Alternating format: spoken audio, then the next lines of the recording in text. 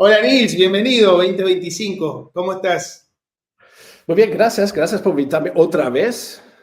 Ey, No no, te no me canso. cansas. No te cansas. No, Yo tampoco. a los buenos amigos se los vuelve a invitar. Aunque te tomen el vino, ¿viste? Te toman el vino. Bueno, un gusto tenerte, Nils. Primera sesión del año 2025 y la idea de mantenerlos. Y para ir directamente al grano, quería valorar y retomar algo que ustedes han publicado hace muy poco, en diciembre del 2024, terminando el año, eh, No, creo que que empezando es, el año, ¿no? Creo que lo publiqué inicio del año, ¿no?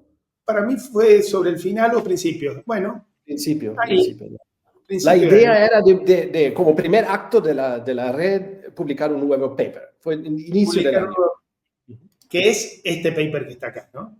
Sí. Y me parece que metas relativas es como la joya de la corona, diría yo. Más allá de Open Space, metas relativas viene a ser en nuestra experiencia y como hemos visto que las organizaciones lo toman, ese hilo que conecta todo, conecta los principios, las leyes de beta con el comportamiento organizacional y hace un crafting o hace un modelado de aquello que conversábamos hace unos días en LinkedIn acerca de que la cultura es de solo lectura, solo puedes modificar el sistema y metas relativas es una herramienta muy potente eh, para terminar de hacer ese proceso de cambio o para impulsarlo, ¿no? La primera pregunta es, cuando crearon este paper acerca de patrones en la práctica, ¿en qué se fundamentó? ¿De dónde, más allá de la teoría que ustedes crearon, qué hay abajo de todo esto? Ah, la historia, los raíces van 100 años atrás, vamos a decir, ¿sí? Esta noción de que incentivos no funcionan, que la motivación extrínseca no funciona, que las metas fijas son una boludez en ambientes complejos, que la Sí. presupuestación no funciona, la planificación organizacional no tiene sentido tampoco por cuestiones comportamentales y de complejidad de los ambientes, de los entornos. Estos reconocimientos ya tienen una larga historia, la trazamos hacia el trabajo de Mary Parker Follett, entonces tienen 100 años. Tal vez el primer gurú de gestión que articuló estas críticas fue Edward Deming, ¿no? Que realmente Ajá, condenó las sí. metas fijas, la presupuestación y los incentivos, y argumentó así con rigor y con claridad. Evidentemente, todas las ciencias,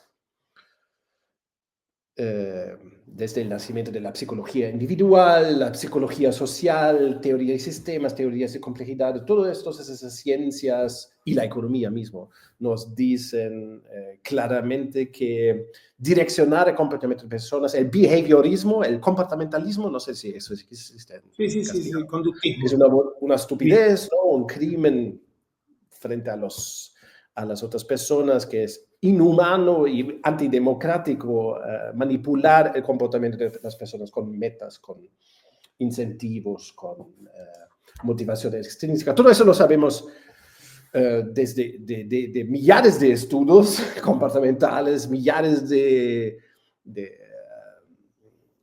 vamos a decir, sí, un sí, montón de estudios científicos, pero experiencia. también la práctica nos dice eso todos los días. ¿En esto?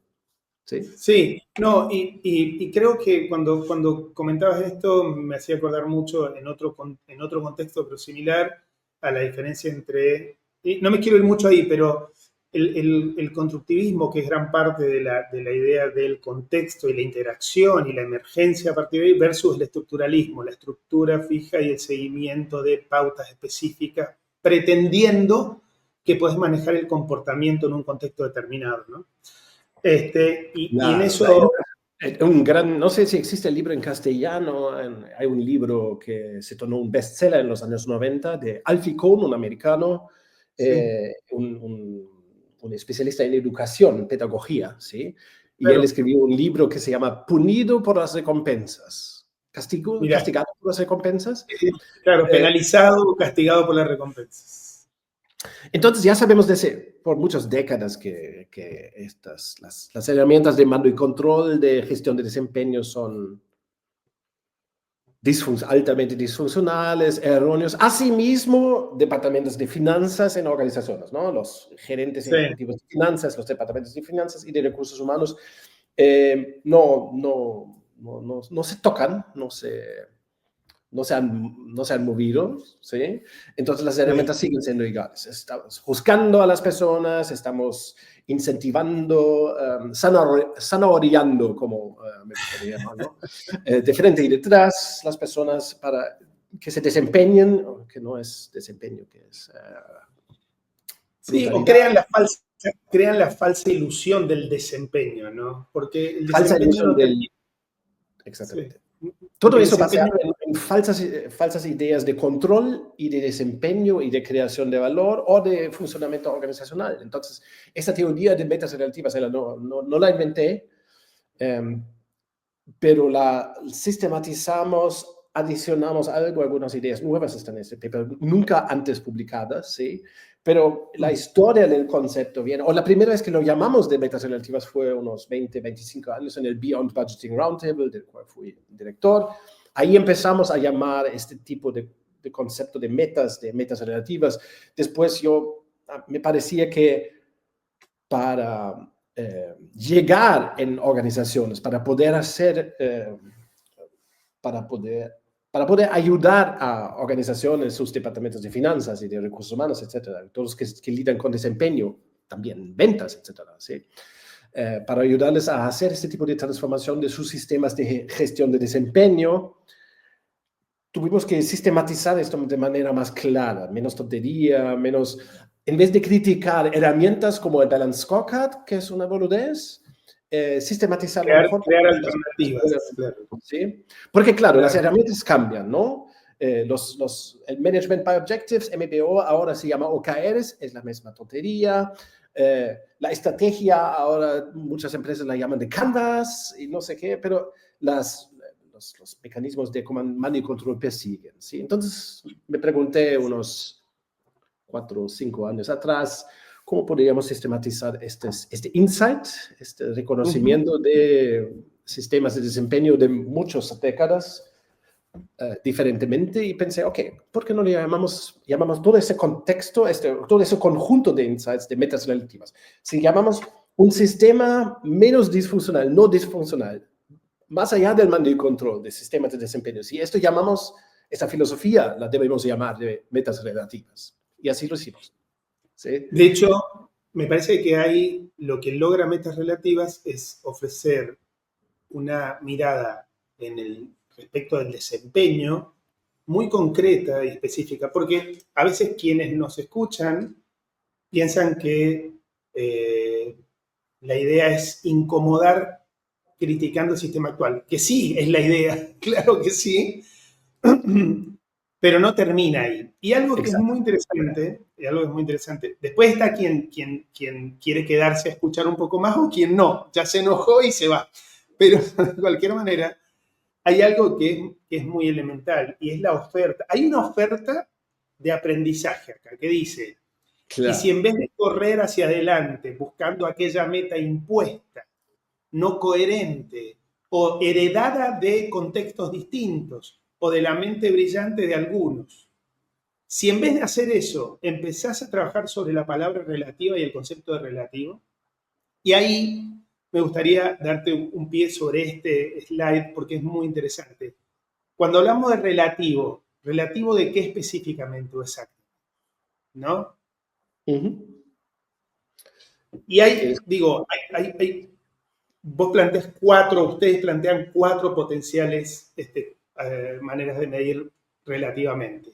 Respecto de tu desempeño pasado, respecto de otras entidades, equipos, unidades dentro de la organización que sean comparables con vos, con tu equipo, con tu unidad. Pero algo que es muy interesante, si te quedas ahí, es un sistema cerrado. y la organización es un sistema abierto. Entonces tenés que ir a buscar otras organizaciones y a cuál sería, y después está aquella máxima que es cuál sería el desempeño óptimo posible en este contexto determinado. Ni siquiera otras organizaciones pueden tener el óptimo. Exactamente. Cuando te comparás con otras organizaciones, te volvés competitivo en un contexto de mercado. Pero ¿cuál es el mejor desempeño posible, no es cierto? ¿Querés Exactamente. contarnos un poquito más acerca de eso, lo que crees interesante? No quiero explicar mucho porque nuestra conversa aquí no tiene como intención sustituir la lectura del paper. Recomendamos la lectura individual de cada uno. No quiero súper explicar. Yo lo que puedo decir sobre esta página es, la adicionamos, fue la última página que adicionamos a este paper. Yo pasé el paper que yo había escrito para Silke y pregunté sobre críticas, correcciones, adiciones, y ella dijo, bueno, es importante que en este paper no expliquemos otra vez por qué la planificación es tontería, por qué los institutos son un crimen, etc. No queremos levantar la mano, no queremos explicar toda esa mierda de 20 años, porque lo digo así.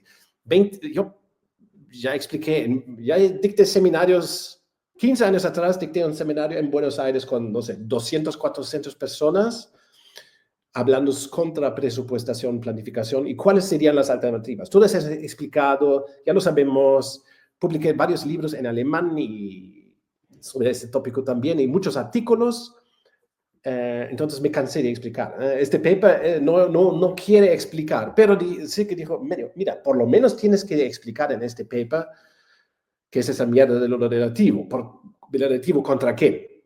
¿Sí? Entonces, por eso aquí hay el contra las 4 cosas que están escritas allá, ¿no? Metarelativa significa no comparar el desempeño real con planes o deseos o forecasteo o fantasías húmedas, y sí con realidades, ¿sí? El pasado, la competencia interna, externa, la potencialidad. Sí, me Absoluta. parece que ese concepto subyacente es muy fuerte porque es justamente el concepto que es absolutamente distinto a lo que ocurre hoy, ¿cierto? Exactamente. Aquí está, de cierto modo, el primer patrón que discutimos en este paper que abriste ahora, ¿no? Habla de las fantasías, de las herramientas que cargan, que traen esas fantasías, esas ficciones muy cuestionables o disfuncionables a las empresas, ¿no? Y son prácticas que hay que eliminar, hay que hacer higiene organizacional, como muchas veces lo llamamos, y de cierta manera esto es uno de los padrones para llegar a metas relativas es mirar críticamente al sistema de desempeño existente en la organización. Puede ser una banca, una telecomunicación, una empresa industrial, puede ser de medio, pequeño o grande porte, no importa, pero todas las empresas tienen un sistema de gestión de desempeño con varias herramientas. Muchas son Claro. problemáticas, un ambiente de complejidad y trabajando con seres humanos.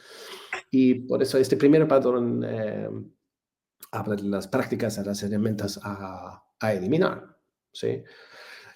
Más una vez, en este paper no argumentamos todo de detalle. Nosotros, o yo supongo en este paper, mi premisa básica es que el lector es una persona inteligente que quiere cuestionar, que quiere pensar. Los textos son cortos, como se ve aquí, ¿no? Esto es uno de los tópicos. Los textos son cortos, es altamente ilustrado. Casi cada página tiene una ilustración. ¿No? Siempre cuidamos que nuestras pesquisas, investigaciones son publicadas de una manera interesante, fácil de compartir, bonita de cierto modo, ¿no?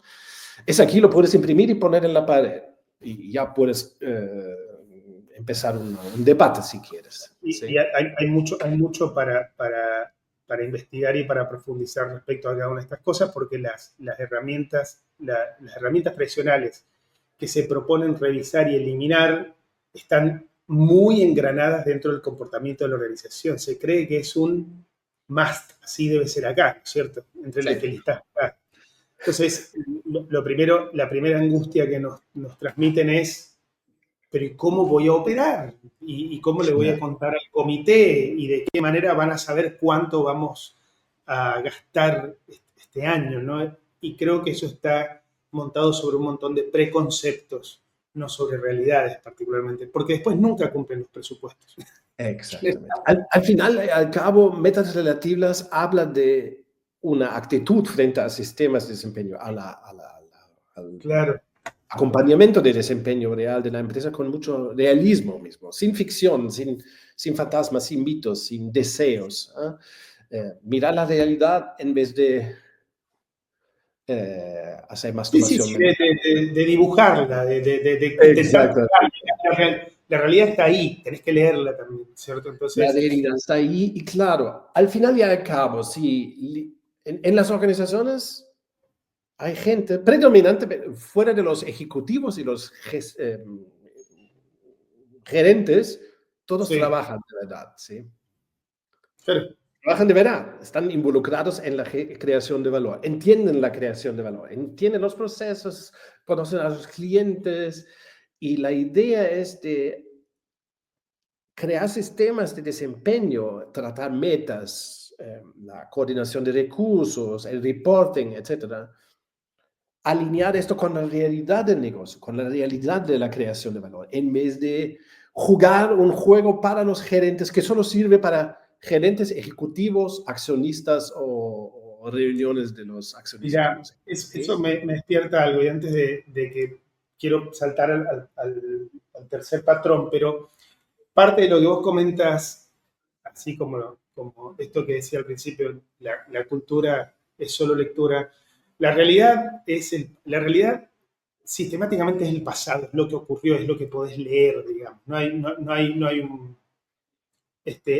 algo que puedas alterar en la realidad porque es como estás leyendo. Y leer es mirar qué ocurrió con lo que hiciste. Por lo tanto, entender cuál fue el impacto de tus acciones en lo que acaba de ocurrir, de tus decisiones, de la innovación, de la operación, es súper interesante. Yo creo que uno de los problemas por los que prácticas que, por ejemplo, el mundo de la agilidad ha promovido mucho, como las retrospectivas, no funcionan y gran parte son un gran ejercicio ilusorio, es porque nuestros sistemas organizacionales no alientan mirar hacia atrás y ver cómo fue nuestro comportamiento relativo. Entonces, no sabemos hacerlo realmente. Nuestro sistema castiga eso, lo toma como una pérdida de tiempo. ¿Cierto? Nuestros procesos de gestión de desempeño, de direccionamiento, de cómo trabajamos con metas, recursos, pagos, impiden un enfoque en lo que realmente está pasando, lo que debe Claro, pasar ahora, cómo influenciar el futuro. Son claro, el opuesto. Por eso no debemos sorprendernos que la agilidad no funciona en las organizaciones, porque exactamente. Es sistémico.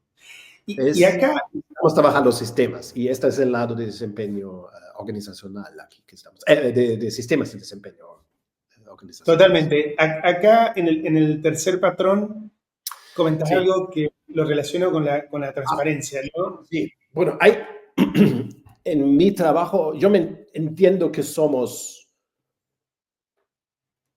pesquisadores, ¿existe la palabra en castellano? ¿Cuál, Investigadores. cuál? Hacemos investigación, ciencia Investigadores, sí, también, ¿sí? científicos, Practicantes como investigadores, tú y yo somos consultores, ¿ah? Pero también sí, necesitamos hacer investigación, desarrollar cosas, todo el tiempo. proponer, proponer cosas que funcionan, que son nuevas. Y esta cosa parece muy simple, muy sencilla, pero sí que realmente lo inventó, me parece. Y lo pusimos en este es el primer paper donde, o la primera publicación donde inserimos la idea del ticker. No sé si hay una palabra en castellano. ¿Existe? Ticker, no, pero se entiende, sí, sí, es el informe diario, digamos, sí. Exactamente. La idea del informe diario es obvia si lo ves así, que es en un sistema de gestión de desempeño relativo. Sí, Parece un poco obvio cuando ves esta página aquí, que claro, que quieres informar a tu gente diariamente sobre cómo anda el negocio, cómo anda la venta, vamos a decir, cómo anda el, eh, claro, eh, sí, la rentabilidad diariamente. Un ticker hace exactamente eso. Parece muy banal, es una herramienta pequeñita, muy chica, pero lo utilizamos en los últimos años, lo utilizamos en varios clientes, en casi todos los clientes. Cuidamos que luego por eso es el segundo patrón aquí, que luego en el inicio del proceso de transformación se implementa un ticket para todos que va como email o mensaje push para todas las personas en la Sí, empresa, todas, ¿eh? Aprendices me y recuerda, me recuerda, sí, me hasta recuerda afuera. ¿Por qué a no? Puede medida. también. Sí, parceros puede ser también. Pero la idea es, todas las personas que hacen parte de la empresa reciben esta información todo santo día. Ven exactamente la venta del día y cómo nosotros nos aproximamos o cómo ya superamos el break-even, ¿no? El punto de lucro, vamos a decir, donde pasamos de perder dinero en el mes hacia ganar dinero en el mes. Es Claro. una información, vamos a decir, es una información muy básica. Casi ninguna empresa tiene ese tipo de cosas. Es ridículo, obviamente. Es ridículo. No, y Para es que se crear una toma, organización transparente hay que tener esto. en el contexto actual se lo puede tomar como una herramienta de presión más que una herramienta de lectura para entender que tenemos que modificar el comportamiento, ¿no es cierto? Sí, Este, puede ser que haya algo de temor ahí en ese sentido. mencionamos Eh, ese tópico aquí de esta página, sí, para evitar malentendimientos. Claro que esto no es una herramienta de presión, es una herramienta de concientización y de transparencia y de responsabilización. ¿Cómo puedes sentirte responsable por la salud del negocio si no tienes una idea constante sobre cómo anda nuestro negocio? En claro, efectivo, ¿sí? claro. Y esto es muy básico, es muy fácil de implementar. Nosotros lo utilizamos con todos nuestros clientes. ¿Sí? El cuarto patrón, ¿sí? Habla de la idea de quitar de alguna manera, o recortar gran parte de todos los reportes, ¿no? Y los reportes internos que se hagan, que se basen en la idea de que sean relativos a performance, a desempeño. Sí. ¿Sí? ¿Cómo ha sido en este caso? ¿Cuáles son los reportes tradicionales comunes que ves que se quitan o que empiezan a dejar de ser necesarios? Exactamente. Hay que quitar un montón muchos relatorios que son insultos y que sirven a la desinformación o al despilfarro de tiempo de todo el mundo o a la manipulación de percepciones, y hay que, de cierto modo, Transparentar.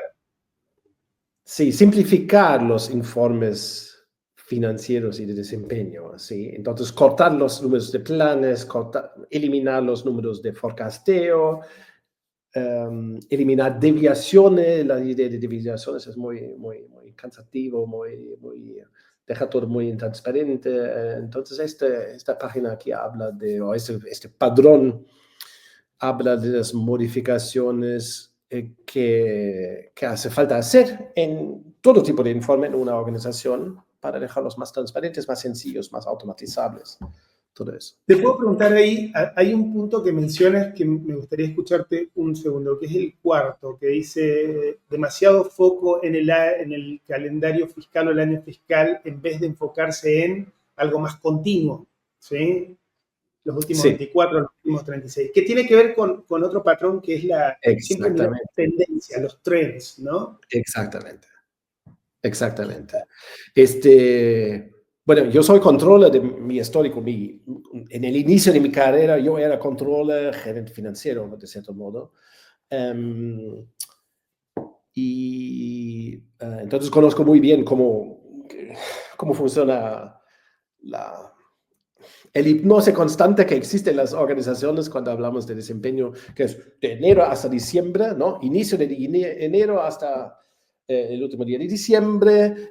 Ahí muere la empresa, heredarse con otro presupuesto en el año siguiente, ¿sí? No, Y y muere la empresa, pero desde octubre, septiembre, agosto, a veces ya empiezan a trabajar en la construcción, entonces hay un montón de tiempo claro, que se invierte y se pierde en casos por año para simular un potencial número de compromiso con los accionistas y con los empleados y termina siendo una pérdida de dinero y de tiempo, ¿no? exactamente. Y hay todo tipo de comportamiento. comportamiento disfuncional que parte de esta idea de la superacentuación del año fiscal, que es, o del año calendario, depende, ¿no? Que creas un comportamiento, empezamos fuerte, después no hacemos nada y al fin de año damos gas. Todas esas retóricas de manicontrol fascistas, de cierto modo, no sirven a nada. Por tanto, la solución en un sistema de metas relativas es siempre mirar una cantidad constante de días, semanas o meses, dependiendo de los números que miramos. Por ejemplo, en los números financieros una buena solución es mirar siempre los últimos 36 meses, que son 3 años. Entonces, cada mes, ahora, en uno de nuestros clientes actuales, claro que hicieron el cierre del mes de diciembre, ahora es enero de 2025, hicieron el cierre de diciembre, entonces ahora van a mirar enero 2022 hasta diciembre de 2024, y el mes que viene van a adicionar un mes que será enero de 25 y sacar un mes que es enero de 22, ¿sí? Entonces siempre van a mirar los últimos 36 meses disponibles, lo que permite tener mucho más contexto, mucho más riqueza de datos. Sí, una mirada más de comportamiento. De sazonalidades, de comportamientos, de tendencias de largo plazo y de corto plazo, de excepciones, así ganas una idea muy clara. Es muy fácil en este tipo de gráfico, o si tienes una tabla de 36 meses, de ver las excepciones. Esa es excepción, no vale la pena analizar mucho porque aquí hay esto y esto, es un desvío, es contabilidad, etc.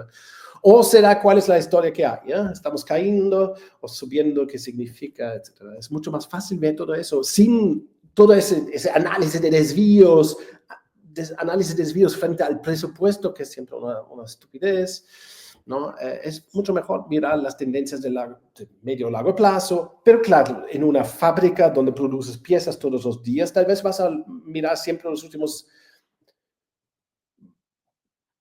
30 días, 50 días, ¿sí? Porque tienes datos diarios de la producción, ¿sí? Dependiendo de los indicadores, de los datos a observar, puedes modificar y partir. No, está bien. Después está la estacionalidad propia del mercado, del tipo de negocio. Hay otras cosas, pero mientras más incluyas mirando hacia atrás, más vas a entender cuál fue la reacción sistémica a los distintos contextos. Exactamente. Hay un punto ahí que me parece interesante que emerge cuando contás esto, que es cuando vos creás realidades futuras, un presupuesto a futuro, una meta fija a futuro, naturalmente genera un comportamiento añadido que es necesito gente que cuide y garantice que esos números se van a cumplir. Entonces, vos creas un presupuesto para dentro de un año y le asignás gerentes o directores para que cuiden que eso ocurra. Hay como un custodio de la realidad creada que hay que poner, porque alguien tiene que garantizarme. Entonces yo tengo que invertir dinero y gente en que eso ocurra, porque mi cabeza va en ello. Cuando vos lo que haces es mirar comportamiento hacia atrás y performance para modificar sistémicamente lo que ocurrió, ese rol ya no tiene preponderancia, porque nadie está cuidando lo que va a ocurrir a futuro. Exactamente. ¿Sí? Y más una vez vale la pena mencionar esto, aquí no estamos hablando de forecasteo de meses, solo estamos hablando de números reales, pasado. Para entender el presente hay que entender el pasado y el histórico y la tendencia y cómo estamos mejorando o peorando, ¿no? Y esto es un desafío constante y por eso vamos a decir, el periodo de observación debe migrar constantemente también, ¿sí? Rolling, como lo llamamos en inglés. ¿Sí? Y algo que me parece interesante en este patrón que sigue es que a veces queda fuera de... acá mencionas un poco el tema de la gestión de los contratos y mencionas algo interesante que aparentemente queda fuera, que es el concepto de eficiencia. En los sistemas tradicionales, el concepto de eficiencia se enfoca con el recorte principalmente de costos sin mirar demasiado cuál es el impacto en el desempeño futuro, ¿no es cierto? A veces ocurre eso. Vos acá hablas de otra cosa, o por lo menos de otro enfoque. Siempre, obviamente que hay que hacer foco en costos, pero hacerlo a través de la higiene organizacional, ¿no es cierto? Sí. ¿Ahí? Sí. Sí, que es los métodos de realmente, gestión de costos son ineficaces y ineficientes y ridículos, realmente. Entonces, aquí hablamos, eso es también bastante nuevo, es un insight bastante nuevo que tuvimos, cómo tratar los recursos de manera más inteligente, de más alto impacto, más fácil, menos académico, vamos a decir, menos, con más elegancia y con más impacto, ¿sí?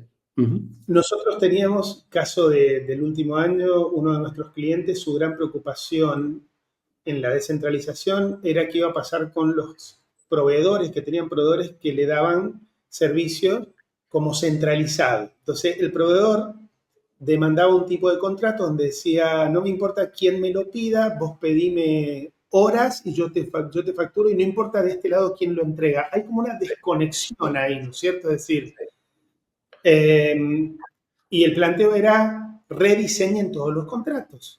Siempre la idea es descentralizar los contratos. Y ahí el aporte que quería hacer era que en nuestra experiencia, descentralizar los contratos, es decir, que cada equipo elija cómo, más allá del precio, sino la manera de engagement con los proveedores, haya funcionado mejor que centralizarlo. ¿Sí? Porque, Ok. Tal vez ahí tenemos un desacuerdo, ¿no? Que es interesante siempre cuando tenemos un desacuerdo entre nosotros. sí, Yo no hablaría de una descentralización de los contratos. Es interesante. Nunca pensé que podría ser un tópico tampoco. Para mí, esta cuestión de gestionar los contratos tiene que ver nada más con adecuación de los contratos, de las relaciones de contratación de servicios y productos, etcétera, que hay, de dejar los contratos optimizados, vamos a decir, que es un trabajo que... Por ejemplo, estuve en un cliente ayer, antes de ayer el cliente me tocó, una de las personas allá me contó, acabamos de cancelar más este software con y estamos reduciendo nuestro coste mensual en tantos millares de euros. ujú, Por ejemplo, creo que cada uno de nosotros personalmente tiene algunos contratos de software claro. más, licencias, compró demasiado licencias. No estamos utilizando más, pero no dejamos de cancelar el contrato por alguna cosa y eso. En organizaciones realmente continuadamente hay que hacer un Hay afinamiento, que hacer ¿no? una limpieza. ¿Será En eso que estoy de acuerdo.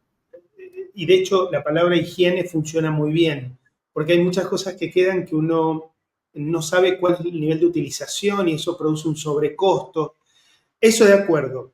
Yo me refiero a la operación de los contratos de proveedores que proveen servicios a múltiples equipos y que una cosa es el contrato, papel específico y un nivel de acuerdo o lo que sea, y otra cosa es cómo cada equipo descentralizado consume a ese proveedor. Es decir, como lo consume el equipo A para sus clientes puede ser distinto a cómo lo necesita el equipo B para sus clientes.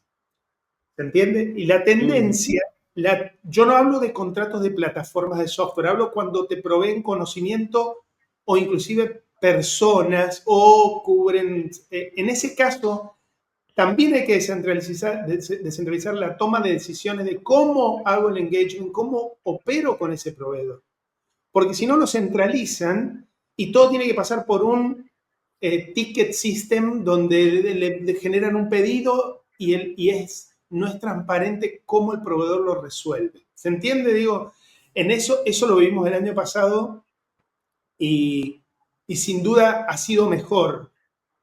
Si quieres tener un contrato de acuerdo único con el proveedor, pero permitir que cada equipo eh, haga un crafting, modele cómo operar con el proveedor y cómo lo va a consumir para su mejor beneficio. ¿Sí? no sé, bueno, eso no me ocurrió nunca este problema en una transformación con un cliente, ¿eh? Porque típicamente una empresa tiene solo un contrato o muy pocos con una empresa proveedora y, y muchas veces una célula en el centro va a tener ese contrato y hacer el pago y después va a dejar la utilización, la va a cobrar de la periferia, ¿no? Claro, bueno, ahí está.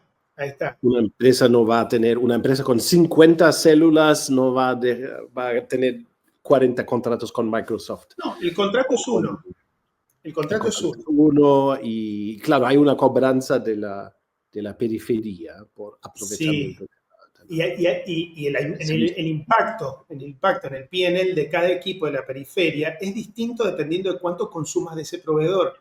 Y no hablo de Microsoft o de plataformas. Lo que hablo es, en Telefónicas o en banca, contratan muchas empresas locales que le proveen servicios de operación, servicios de 7x24, servicios de desarrollo de software cuando están, a veces les llaman staff augmentation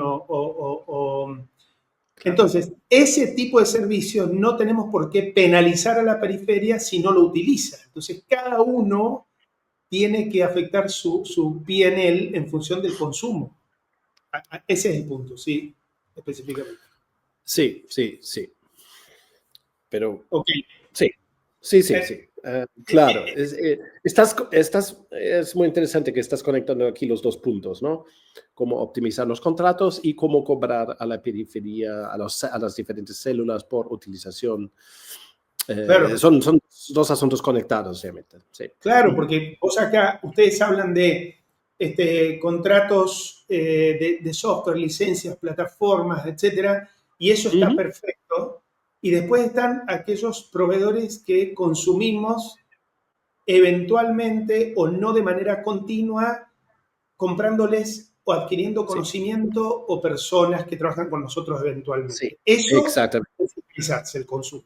Puede ser cobrado, puede ser contratado directamente por células de la periferia, por ejemplo, sí, dependiendo. Bajo un acuerdo marco. Puede haber un acuerdo marco con la organización de tarifas, pero hay una utilización Sí, oportuna. definitivamente. Sí, definitivamente. Buen ejemplo. Ujú. Dos puntos que me gustaría avanzar y que se pone para mí muy interesante, Ujú. ya es cuando nos metemos en el tema de compensación e incentivos, Ujú. ¿no? Que es un tema tan caliente en las organizaciones, ¿no es cierto? ¿Qué, qué viste, qué aprendieron en la ejecución de su lado en esto? Siempre aparecen estos dos tópicos que tratamos en este paper también. Este es la cuestión de cómo, en realidad hay más un tópico, pero este primero aquí es en una empresa que tiene sistemas de bonificación, incentificación, cómo eliminar esta mal práctica, porque incentivos, ya hablamos otra vez en otro episodio de Betacorex en vivo también, ¿no? Sí, sí, sí. Sistemas de incentivos solo pueden funcionar con personas teoría X que no existen. Por tanto, incentivar a la gente es contraproductivo, es destructivo incluso. Entonces, ¿cómo entonces eliminar sistemas de incentivos sin sacar el sueldo de las personas? ¿Sí? Claro. Sin discriminar a la gente. Y aquí el visual ya muestra eso al lado derecho, ¿no? La idea no es disminuir el salario total de la gente, pero de dejar el título también, dice la misma cosa, de dejar lo que parece variable fijo. ¿Sí? Entonces, poner lo que supuestamente era incentivo o bonos, dejar esto dentro del salario base. Es muy poco dramático este cambio en principio, pero es contraintuitivo, ¿no? Porque gente Claro. que alucinó el sueño de la incentivación, de que el desempeño solo sale si incentivas zanahorias a la gente, tiene dificultades de imaginar este cambio, pero es muy técnico, vamos a decir, a este punto, ¿no? No es Sí. nada dramático. Pero es un modelo que no solo lo han comprado psicológicamente las empresas y los esquemas de compensación, sino también las personas. Las personas también entienden que si le quitan esa parte variable, tienen el riesgo de dejar de percibirla. Cuando si uno mira la historia de los últimos 3 años, va a ser bastante similar lo que ha ocurrido, ¿no? Quizás donde no, donde tiene mayor impacto, o por lo menos nos ha pasado con los equipos de ventas, los que son puramente comerciales, y que no tienen implicancia, o sea, y que se miden por revenue, no por profit, sino por revenue. Ellos venden y cobran en función de lo que venden, pero no importa si hay profit o no posteriormente. Ellos se sienten, claro, ellos se sienten disminuidos en primera instancia. Trabajamos con empresas que tienen un 30% de su fuerza comercial y su incentivo, su zanahoria, es que ellos comisionan por revenue. Pero después la calidad de los proyectos o el profit de los proyectos es indistinto para ellos. ¿Sí? Sí. Es Entonces, muy... hay sistemas de mando y control constantemente humillan y disminuyen a las personas, ¿no? Y claro, sin este insight muy fundamental no vas a poder implementar un sistema relativo de gestión de desempeño, ¿no? Pero creo que este concepto aquí es muy fácil, ¿no? Como ves en el gráfico, la cuestión es muy fácil. Ves el salario total del lado izquierdo, así, de un vendedor con incentivos. La parte de incentivos sería la parte marrón, ¿sí? Y al lado derecho el sistema relativo, donde todo es salario base, es fijo. Al final y al cabo, las empresas que incentivan a sus vendedores o lo que sea, en bancas, sus gerentes de clientes o lo que sea, se imaginan un impacto positivo que no tiene ninguna base. Entonces, es muy racional este cambio, es muy técnico. De hecho, acá mencionas algo en el sin incentivos, en la columna blanca, en la barra blanca, mencionas algo que vamos a retomar al final, que es el más compartir utilidades, plus profit sharing, ¿no? Que lo pones abajo, que ahí pasa como desapercibido, pero es muy importante, ¿no? Entonces, para llegar a ese lugar, quiero pasar por el patrón 11 y el patrón 12. Ok.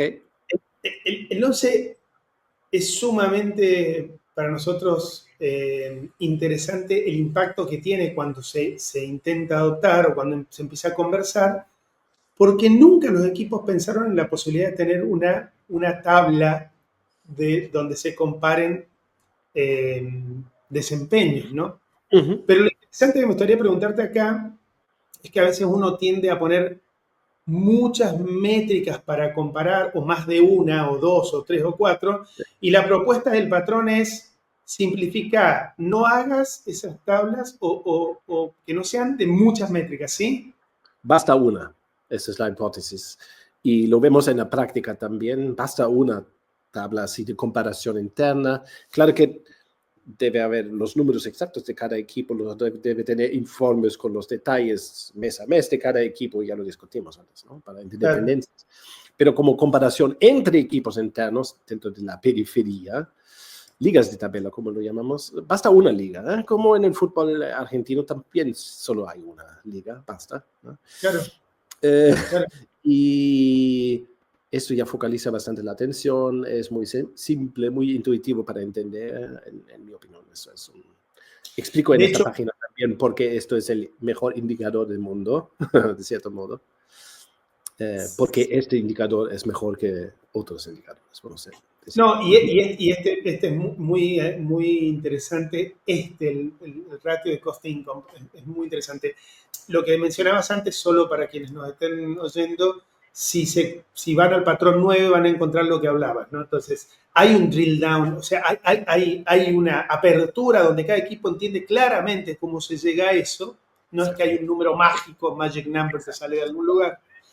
Claro que está, pero la importancia de la comparación es elegir una métrica, seleccionar una métrica para que los sea equipos. comparable, claro, y que no genere comportamientos negativos o egoístas, digamos, ¿no? Sí, que no incentive, por ejemplo, ya existe el ejemplo perfecto, ¿no? Si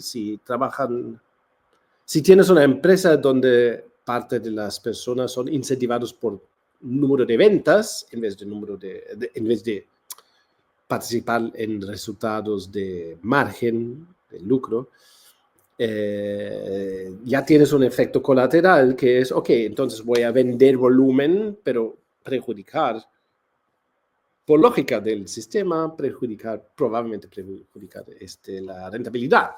Porque si volumen es todo, voy a hacer volumen. Claro. Solo una empresa muy tonta va a incentivar vendedores por volumen de ventas. No, y este que muestras particularmente genera dos efectos. Uno, foco en el costo, que es definitivamente importante. ¿Cuánto me cuesta generar valor? Y su correlación con el income, con el ingreso. Entonces, es como que está todo ahí, Sí, los rápidamente. dos lados, sí. Puedo Claro. trabajar el costo, puedo trabajar el income, ¿no? Es todo. La rentabilidad, evidentemente, por atrás hay la rentabilidad, pero ese indicador requiere una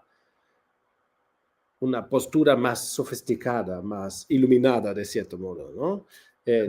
Por ejemplo, este indicador no habla de maximizar el lucro, habla de optimizar la relación entre La costo correlación.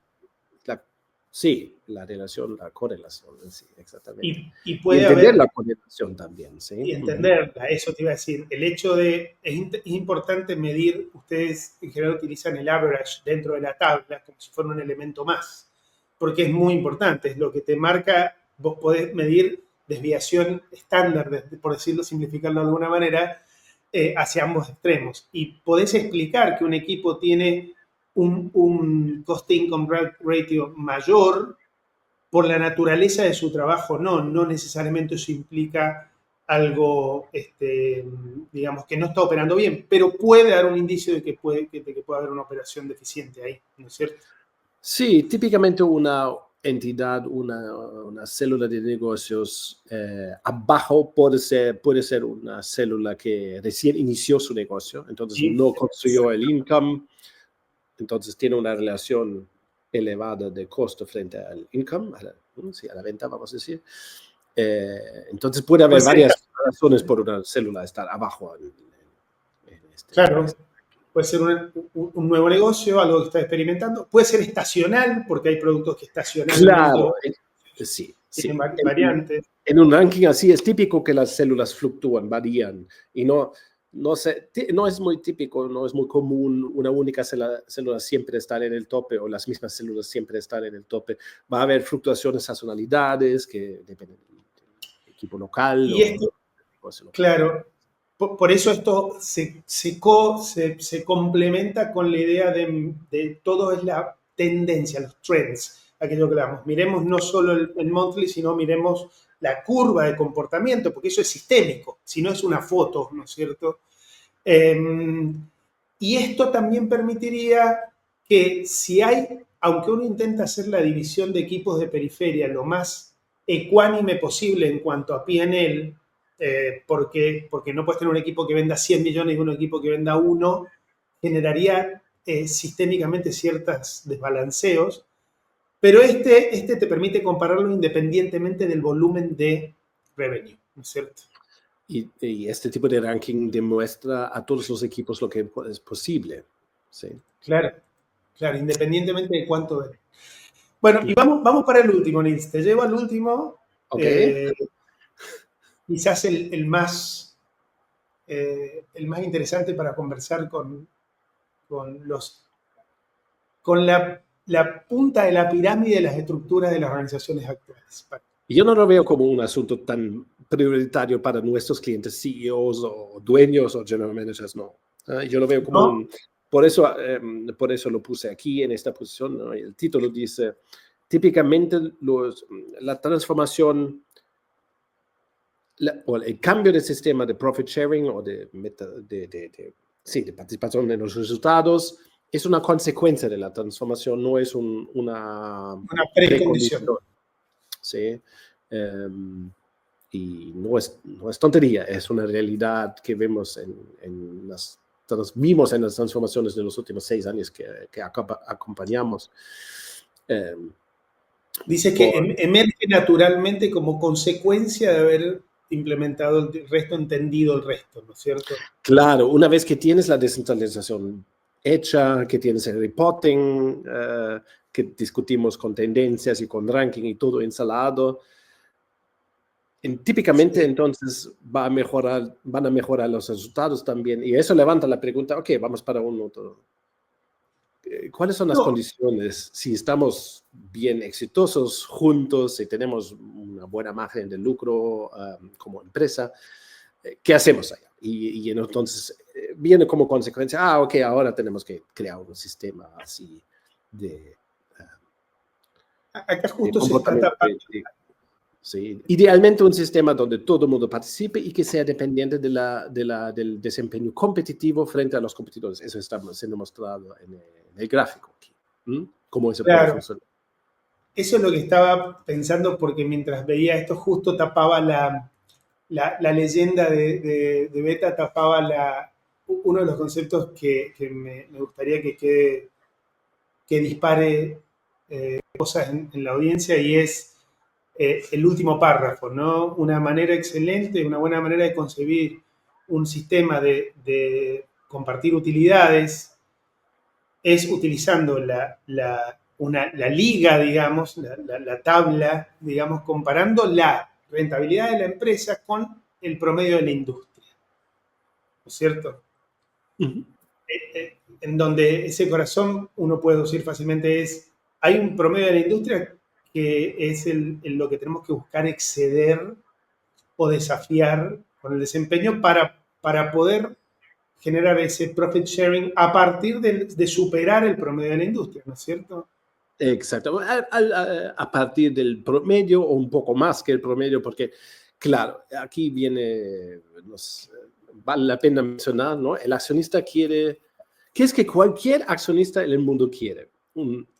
Una recompensa Por su capital. media o arriba de la media de la industria. Si, por ejemplo, yo compro acciones en una empresa farmacéutica, entonces quiero una remuneración sobre mi inversión de por lo menos el promedio del mercado farmacéutico o un poco más, ¿sí? O más, en Entonces, la búsqueda de la mejora continua, claro. claro, típicamente quiero más, pero por otro lado, lo que puedo esperar o debo esperar es el promedio por lo menos, ¿sí?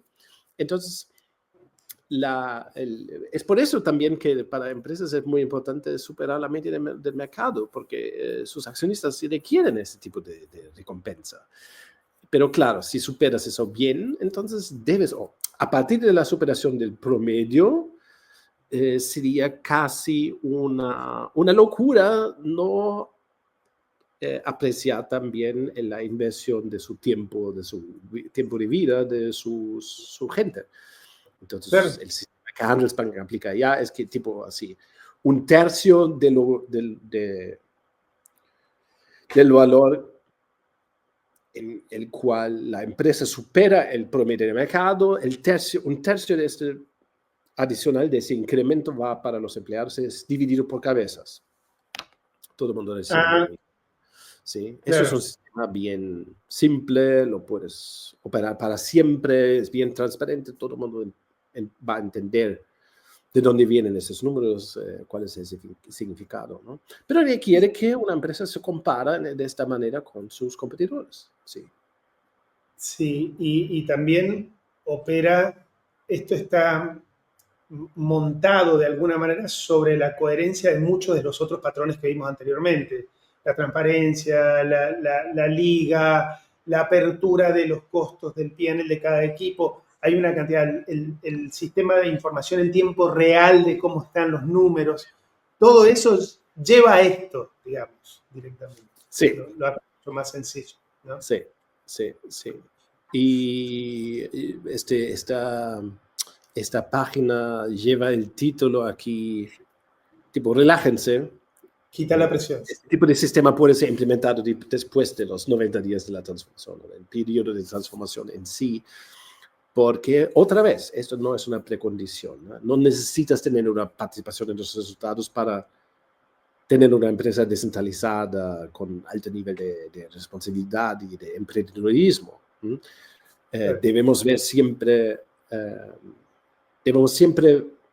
ver sistemas de participación en los lucros, en los resultados, como una natural consecuencia de un sistema participativo, ágil, descentralizado de gestión, y no como una precondición, ¿no? Eso no es el primer paso a hacer, es el último. O uno de Claro, los por dos. eso está claro ahí, conecto para cerrar con lo que decías cuando empezamos a conversar esto, que es una consecuencia, porque hay en un momento donde esto es el paso natural, donde ya no tenés que discutir esto primero para habilitar el resto. Lo otro Exactamente. habilita esto, ¿cierto? Cuando nosotros acompañamos aquí hay el total, ¿no? La vista total de los 12 padrones. Nosotros siempre discutimos este asunto de profit sharing con nuestros clientes también, de participación en sus resultados. Y entonces siempre, cuando nosotros trabajamos con empresas, siempre se queda claro que esto va a ocurrir, pero después de la transformación en sí, de los 90 días de Open Space Beta, etc. ¿no? Claro. Y esta secuencia aquí tiene más que ver con el orden con la secuencia de cómo actuar sobre estos tópicos. O sea que esta secuencia, eso es importante, en cómo elaboraron el paper, esta secuencia indica de alguna manera qué es lo que emerge primero o en qué enfocar primero para ir que vayan emergiendo los siguientes. Sí, hay una secuencia lógica, vamos a decir, si no tocas a los asuntos aquí arriba en esta lista, entonces no vas a lograr a los No vas a llegar, no no vas vas a a tener. llegar a los de abajo. Y claro, sí, incluso hay un padrón que demuestra eso más detalladamente, donde está número 5, no, El ¿dónde está? 5, No, número 2. sí, con Open Space Beta, sí. El padrón número 2 demuestra eso en más detalle, pero no necesitas mostrarlo, es detalle para aquellos que acompañan esta Okay. sesión. Algunas Bueno, hay más para recomendaciones. ver ahí, ¿no? Hay mucho más para hacer doble clic. Exactamente. Está la primera versión de Design Patterns de Structure, está la segunda versión, está la primera versión de patrones en Relative Targets, así que hay muchísimo material para expandir y para empezar a experimentar ahí, Niels. ¿Sí? Sí, bueno, al final y al cabo, este paper que estamos discutiendo ahora es el 20º, ¿se llama eso? Sí. Sí. Sí, 22. hay un gran histórico y aquí hay 4 papers indicados que son relacionados, que tienen tópicos relacionados, que vale la pena también. Sí, yo encuentro una gran conexión con el Making Performance Work, que es uno que leí hace años. Tiene mucha correlación con esto, ¿no? Ahí toca mucho del core de Claro, estos conceptos. ¿Sí? claro. El Making Performance Work, aquí número 10, fue el primer paper que hicimos sobre metas relativas, y ahora el número 22 es el segundo sobre el tópico solo. El segundo sobre meta realidad. Producimos Exactamente. mucho más 15 sobre años después. Exactamente, 15 es años. ridículo. Es ridículo. Espero que no que no va a pasar tanto tiempo hasta el próximo paper sobre metas relativas. Bueno, y ahí aprovecho en esto, te contaba que en esta lectura que sugieren al final, hice una compra de varios ahí en papel para recuperar la experiencia del papel, como siempre. Si tuvieras que, para quienes están escuchando, recomendar, son todos, obviamente, pero si tienen que salir a comprar 2 ahora, ¿cuál dirías? ¿Por dónde le sugerís empezar? Yo recomendaría de esta lista de libros, Sí, de esa lista. la primera indicación sería el último aquí, de Marvin Weisbord, Productive Workplaces. Yo sé que tú lo compraste también, Sí, sí, sí.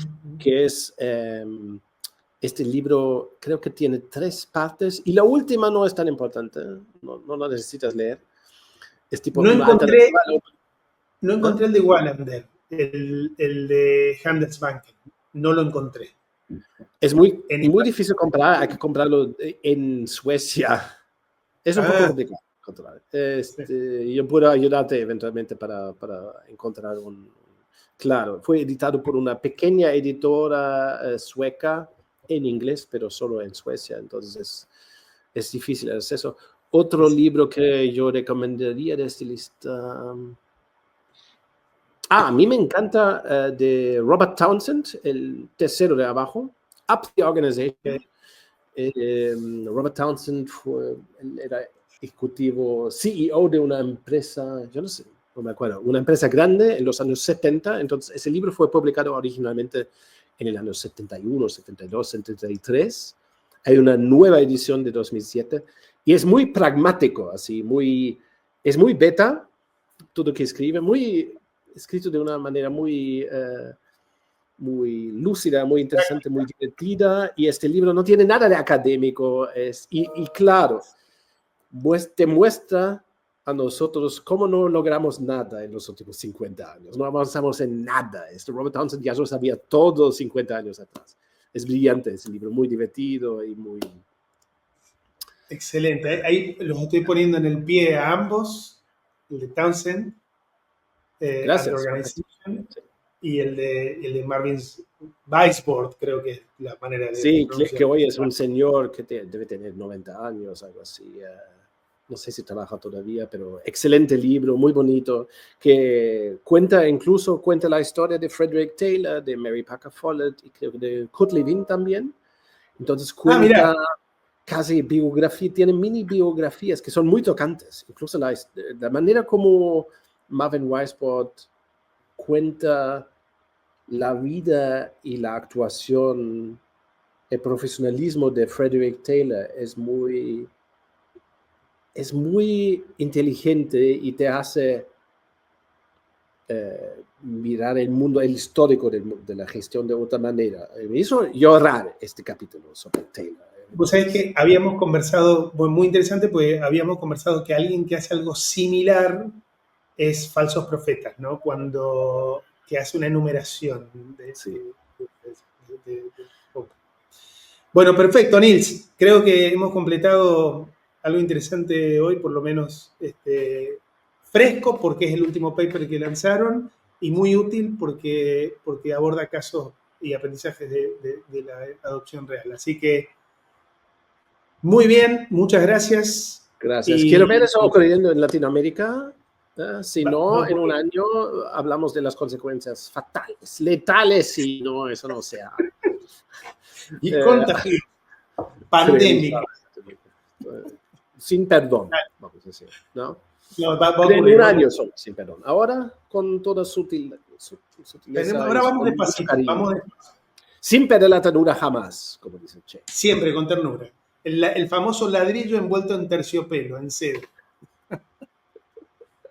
Muy bueno. Bueno, dale, Nils. Muchas gracias. Un abrazo. Adiós. Hasta la próxima.